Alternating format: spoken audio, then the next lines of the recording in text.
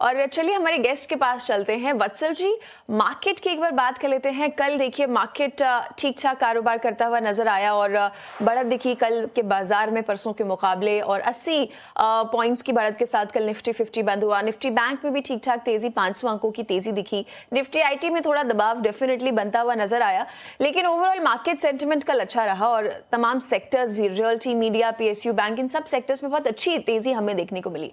IT, auto, defence थोड़े से downside के साथ कारोबार करते हुए ये स्टॉक्स हमें जरूर नजर आए। ऐसे में आज अगर हम बाजार की बात करें, अच्छे सिग्नल्स ओवरऑल हमें नजर आ रहे हैं यूएस मार्केट से भी और एशियन मार्केट से भी। आज मार्केट पर क्या स्ट्रैटेजी रहनी चाहिए निफ्टी बैंक और निफ्टी 50 को लेकर, और साथ ही में आज आपके ट्रेडिंग कॉल्स क्या रहेंगे? जी, सबसे पहले गुड मॉर्निंग गुरप्रीत जी। तो बात करें निफ्टी इंडेक्स की, तो डे बिफोर यस्टरडे हमें एक मार्केट का एक रिएक्शन देखने को मिला, जिसकी वजह से हमें 500 पॉइंट का एक निफ्टी में क्रैश देखने को मिला।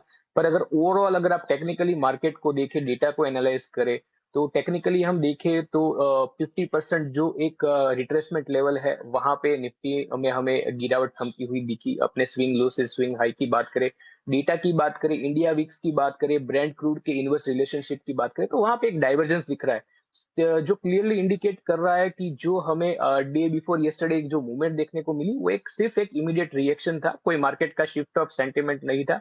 तो ओवरऑल यहाँ से मुझे लग रहा है कि एक कॉशियस स्टांस रखते हुए एक जो बुलिश सेंटिमेंट है वो जारी रह सकता है। तो यहाँ से एक माइल्ड बुलिश व्यू पॉइंट बन रहा है फ्रॉम करंट लेवल्स। तो नीचे अगर सपोर्ट की बात करें तो 23,800 का एक स्ट्रॉन्ग सपोर्ट है। रेजिस्टेंस की बात करें तो मैंने कहा जैसे कॉशियस स्टांस रह सकता है मार्केट में, तो मुझे लगता है 1 से 2 सेशन और मार्केट थोड़ा देख सकता है, वेट एंड वॉच कर सकता है, और 24,100 24,200 एक रेजिस्टेंस की तरह काम कर सकता है। So for very short term मुझे लगता है कि 23,900 को एक इमीडिएट सपोर्ट के तरह देखना चाहिए। और अगर आपको मार्केट का ओवरऑल जो सेंटिमेंट है, अंडरटोन है, वो बुलिश है, तो buy near support and profit and book profit near resistance, ये स्ट्रेटजी रखनी चाहिए। तो अगर आपको 23,950 23,900 के लेवल मिलते हैं, तो 23,800 के एक स्टॉप लॉस के साथ आप निफ्टी में बाय पोजीशन ले सकते हैं। 24,100 से 24,150 ये आपका एक टारगेट रहना चाहिए। मुझे लगता है कि after 2 to 3 sessions market will bounce back towards the level of 24,400 and 500 zone. बात करें बैंक निफ्टी इंडेक्स की, तो बैंक निफ्टी ने 200 डीएमए के रिक्लेम का लगभग रिक्लेम कर लिया, उसके पास ही हमें क्लोजिंग देखने को मिली। तो ओवरऑल बैंक निफ्टी के लिए व्यू पॉइंट बुलिश बन रहा है। बैंक निफ्टी में आप करंट लेवल्स पे भी बाय कर सकते हो। 56,900 का आपको एक स्टॉप लॉस रखना होगा, और मुझे लगता है कि बैंक निफ्टी में हमें 58,200 के वापस टारगेट आते हुए दिख सकते हैं, और बैंक निफ्टी ही निफ्टी को वापस ये कंसोलिडेशन जोन से बाहर लेके जा सकता है। बात करते हैं ट्रेडिंग कॉल्स की, तो मेरे दो ट्रेडिंग कॉल्स रहेंगे। पहला रहेगा LICI। तो LICI में हम देख सकते हैं क्लियरली कि हमें एक फॉलिंग ट्रेंड लाइन का ब्रेकआउट दिख रहा है। ब्रेकआउट के बाद स्टॉक कंसोलिडेट कर रहा है, अपनी crucial 20 days and 50 days moving average को रिक्लेम किया, उसके ऊपर कॉन्फिडेंटली सस्टेन कर रहा है। तो स्टॉक को बाय किया जा सकता है कल के क्लोजिंग प्राइस पे, जो था 438। नीचे आपको एक स्टॉप लॉस रखना होगा 420 का, और ऊपर जो टारगेट एक्सपेक्टेड है वो 460 के टारगेट एक्सपेक्टेड है। दूसरा एक स्टॉक रहेगा इक्लर्क्स का। इक्लर्क्स की बात करें तो हमें उसमें दो बुलिश पैटर्न दिख रहे हैं। फर्स्ट ऑफ ऑल तो हमें एक डबल बॉटम पैटर्न फॉर्मेशन दिख रहा है। दूसरा हमें एक फॉलिंग वेज का ब्रेकआउट दिख रहा है। तो स्टॉक पे एक बुलिश व्यू पॉइंट बन रहा है। 1556 पे बाय कर सकते हैं। 1625 का टारगेट रहेगा और 1520 का नीचे स्टॉप लॉस रहेगा। चलिए, तो ये मार्केट को लेकर एक आउटलुक मिल गया। निफ्टी बैंक के लेवल्स भी आपको बता दिए, और दो ट्रेडिंग कॉल्स, दो स्टॉक आइडियाज भी वत्सल जी की तरफ से आते हुए। और वत्सल जी, आगे बढ़ते हैं, एक बार आपसे स्टॉक्स पर भी राय ले लेते हैं। देखिए, टीसीएस की बात करें तो कल नतीजे आए, नतीजे अनुमान के मुताबिक रहे। फर्स्ट क्वार्टर के क्वार्टर बेसिस पर देखें तो आय में करीब करीब 2.23% की बढ़त हमें देखने को मिली। मुनाफे में लेकिन अगर देखें तो 3% की कमी जरूर नजर आई, और एआई स्ट्रैटेजी को लेकर भी इन्वेस्टर्स की नजर थी। एआई रेवेन्यू रन रेट भी ग्रोथ के साथ कारोबार करता हुआ दिखा। ऐसे में टीसीएस के इन रिजल्ट्स का आज कैसा असर आपको नजर आ रहा है स्टॉक में, क्योंकि लगातार इस आईटी स्टॉक में एक डाउनवर्ड मोमेंटम और भारी गिरावट का शिकार होता हुआ ये स्टॉक नजर आ रहा है? जी, अगर टीसीएस की बात करें, ओवरऑल चार्ट की बात करें, तो जो नतीजे है वो भी इनलाइन आए। ब्रोकरेज की रिपोर्ट भी कुछ अच्छी खासी है नहीं। बट अगर मैं टेक्निकल चार्ट पे देखूं तो मुझे एक ओवर स्ट्रेच डाउन ट्रेंड दिख रहा है और एक ट्रेंड एक्सर्शन दिख रहा है एट करंट लेवल्स।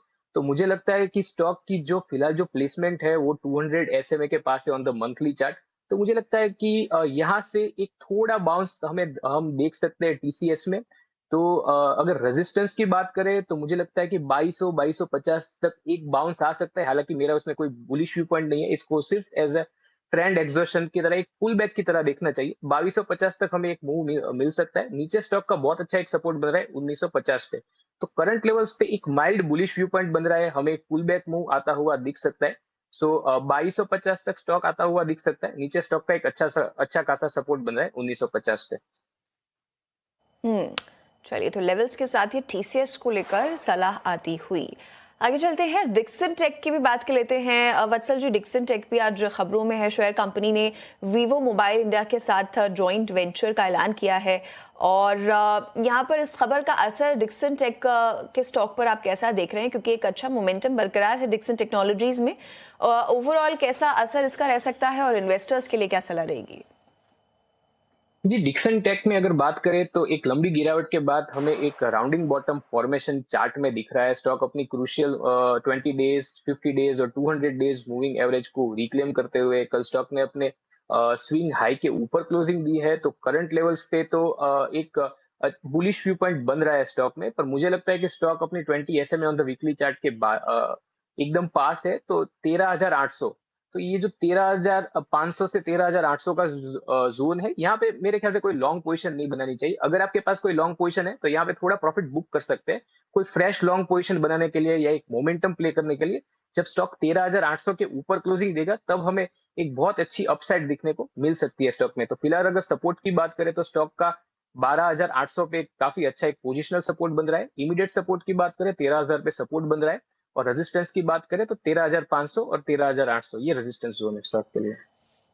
जी, तो डिक्सन टेक पर भी लेवल्स के साथ आपको सलाह दे दी है वत्सल जी ने। और इसी के साथ साथ वत्सल जी, बहुत बहुत शुक्रिया आपका आपकी तमाम ट्रेडिंग कॉल्स के लिए और हमारे साथ स्टॉक्स पर राय देने के लिए और शो में जुड़ने के लिए बहुत शुक्रिया।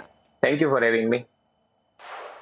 चलिए, और आज ट्रेडर्स रेडार में फिलहाल इतना